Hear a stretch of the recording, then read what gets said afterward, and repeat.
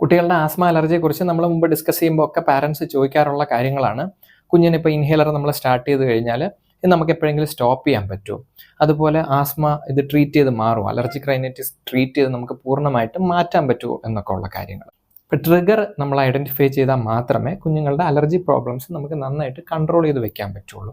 അപ്പോൾ ട്രിഗർ എന്ന് പറയുമ്പോഴത്തേക്ക് ചില കുട്ടികൾക്ക് ഫുഡായിരിക്കും പ്രശ്നം, ചിലർക്ക് ഡസ്റ്റ് ആയിരിക്കും പ്രശ്നം, ചിലർക്ക് സീസൺ ആയിരിക്കും പ്രശ്നം. അങ്ങനെയുള്ള പല കാര്യങ്ങളും ട്രിഗറായിട്ട് വരാം. അപ്പോൾ ഏതെങ്കിലും ഒരു സാധനമായിട്ട് എക്സ്പോസ്ഡ് ആകുമ്പോൾ നമ്മുടെ അസുഖം കൂടുന്നതിന് അലർജി സിംറ്റംസ് കൂടുന്നതിനാണ് നമ്മൾ ട്രിഗർ എന്ന് പറയുന്നത്.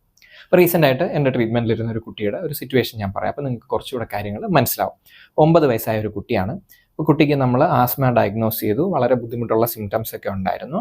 നമ്മൾ ഇൻഹേലർ സ്റ്റാർട്ട് ചെയ്ത് കുറച്ച് മാസങ്ങളൊക്കെ ഉപയോഗിച്ച് വന്നപ്പം കുഞ്ഞിൻ്റെ അസുഖം നല്ലവണ്ണം കൺട്രോളായി. സിംറ്റംസ് ഒക്കെ മാറിയപ്പോഴത്തേക്ക് നമ്മൾ ഇൻഹേലർ പതുക്കെ അളവ് കുറച്ച് ഇൻഹേലർ സ്റ്റോപ്പ് ചെയ്തു.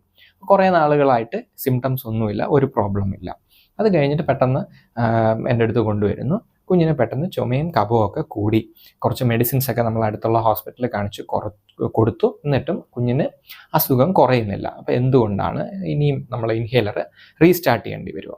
അപ്പോൾ കാര്യങ്ങളൊക്കെ ഇങ്ങനെ ചോദിച്ചു വന്നപ്പോഴത്തേക്ക് കുഞ്ഞിനിപ്പോൾ 9 വയസ്സായി. അപ്പോൾ കുറച്ച് സെൽഫായിട്ടുള്ള ഒരു റെസ്പോൺസിബിലിറ്റി ഒക്കെ വരാൻ വേണ്ടിയിട്ട് അമ്മ എന്ത് ചെയ്തു? കുഞ്ഞിനോട് പറഞ്ഞു, നിൻ്റെ റൂംസൊക്കെ നീ തന്നെ ഒന്ന് വൃത്തിയാക്കണം. അപ്പോൾ അങ്ങനെ ഒരു ദിവസം ആയപ്പോഴത്തേക്ക് അവൻ റൂം വൃത്തിയാക്കിയപ്പോഴത്തേക്ക് അവിടുത്തെ പൊടി അടിച്ചു കഴിഞ്ഞപ്പോൾ പെട്ടെന്ന് കുഞ്ഞിന് ശ്വാസം മുട്ട് കൂടിക്കഴിഞ്ഞപ്പോഴത്തേക്ക് നമ്മൾ മെഡിസിൻസ് ഒക്കെ വീണ്ടും സ്റ്റാർട്ട് ചെയ്യേണ്ടി വന്നു. അപ്പോൾ ഈ കുട്ടിയെ സംബന്ധിച്ചിടത്തോളം ആ കുട്ടിക്ക് ഉണ്ടായിരുന്ന ട്രിഗർ എന്ന് പറയുന്നത് ഡസ്റ്റാണ്. നമ്മുടെ വീട്ടിൻ്റെ മുറിക്കകത്തൊക്കെ ഉള്ള പൊടികൾ, അതിനകത്ത് ഹൗസ് ഡസ്മൈറ്റ് എന്ന് പറഞ്ഞിട്ടുള്ള സാധനങ്ങൾ, ഡസ്മൈറ്റ് എന്നാണ് അതിനെ പറയുന്നത്. അപ്പോൾ ഈ ഡസ്മൈറ്റിൻ്റെ പ്രശ്നമുള്ള കുട്ടികളാണെങ്കിൽ അതുമായിട്ട് എക്സ്പോസ്ഡ് ആകുമ്പോൾ അവർക്ക് പെട്ടെന്ന് അലർജിക് സിംറ്റംസ് വരാം. അപ്പോൾ അതായിരുന്നിരിക്കണം ആ കുട്ടിയുടെ പ്രശ്നം. അപ്പോൾ അതുകൊണ്ടാണ് വീട് ക്ലീൻ ചെയ്ത് കഴിഞ്ഞപ്പോഴത്തേക്ക് പെട്ടെന്ന് ഈ ഒരു ബുദ്ധിമുട്ട് വന്നത്. അതല്ലെങ്കിൽ അല്ലാതെയുള്ള ഇൻഡോർ പൊല്യൂട്ടൻസ് എന്തെങ്കിലുമൊക്കെ ആകാം.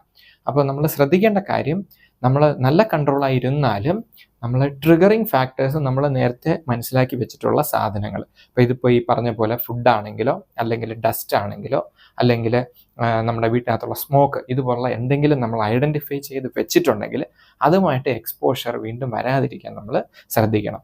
അപ്പോൾ അങ്ങനെ എക്സ്പോസ്ഡ് ആയി കഴിഞ്ഞാൽ കുഞ്ഞുങ്ങൾക്ക് റിക്കറൻ്റായിട്ട് ഈ സിംറ്റംസ് വീണ്ടും വരാം. നമുക്ക് മെഡിസിൻസിൻ്റെ ഡോസ് കുറയ്ക്കാൻ പറ്റില്ല. അഥവാ നമ്മൾ നിർത്തിയിട്ടുണ്ടെങ്കിൽ മെഡിസിൻസ് റീസ്റ്റാർട്ട് ചെയ്യേണ്ടി വരും. നിങ്ങൾക്ക് ഇതുപോലുള്ള എക്സ്പീരിയൻസസ് ഉണ്ടായിട്ടുണ്ടെങ്കിൽ, നിങ്ങളുടെ കുട്ടിക്കൊക്കെ ഉണ്ടായിട്ടുണ്ടെങ്കിൽ നിങ്ങൾ കമൻറ്റ് ചെയ്യുക. നിങ്ങൾ അതിനെ എങ്ങനെ സോൾവ് ചെയ്തു എന്ന് പറയുക. നമുക്ക് നെക്സ്റ്റ് വീഡിയോസൊക്കെ ചെയ്യുമ്പോഴത്തേക്ക് അത് ഡീറ്റെയിൽ ആയിട്ട് ഡിസ്കസ് ചെയ്യുകയും ചെയ്യാം.